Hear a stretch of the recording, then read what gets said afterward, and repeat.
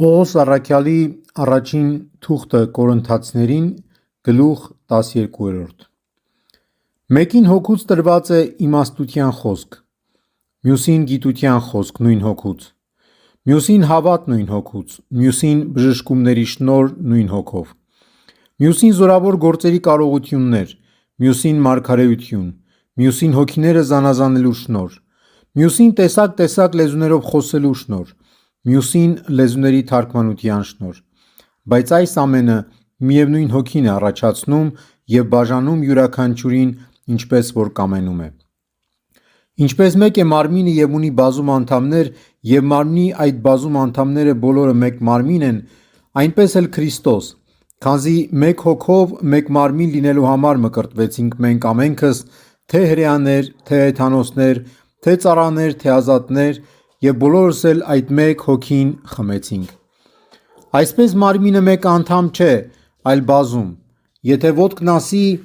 քանի որ ձեռք չեմ, այդ մարմնից չեմ, դրանով չի դադարում նույն մարմնից լինելուց։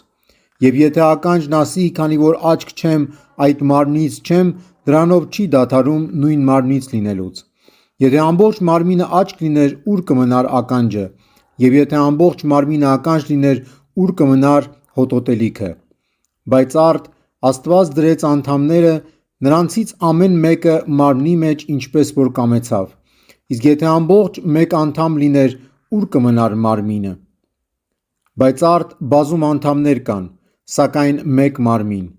Աչքը չի կարող ասել ձեռքին, թե ինձ պետք չես, և կամ նույն ձևով գլուխը ոտքերին, թե ինձ պետք չեք։ Եվս առավել մարմնի այն անդամները, որ թվում է, թե ավելի տկար են, կարևորներն են,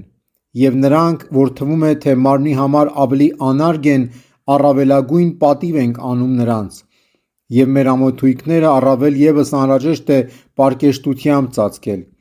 Բայց մեր պարկեշտ անդամները այդ չեն պահանջում, որովհետև Աստված կազմեց մարմինը և նվազ պատվավորին առավել պատիվ տվեց, որպեսզի մարմնի մեջ բաժանումներ չլինեն,